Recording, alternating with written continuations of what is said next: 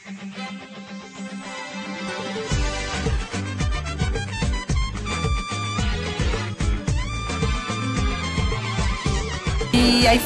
zavatra hiavaka zany a voalohany indrindra dia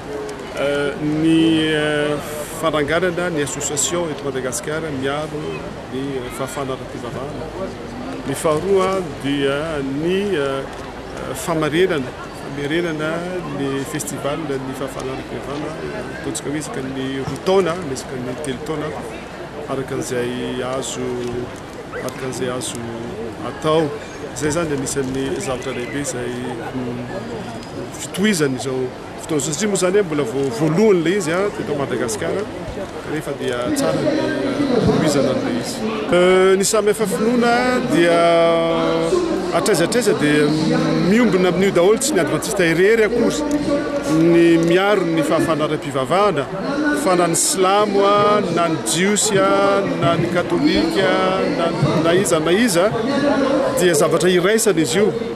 ary ny ezaka atao zany dia ny anangana zay association zay mba azahoana miady hevitra sy manatsara ary miaro io zavatra io satria zavatra mety zavatra sarobidy mantatra indray marefo ka tsy maintsy iarovana ihany.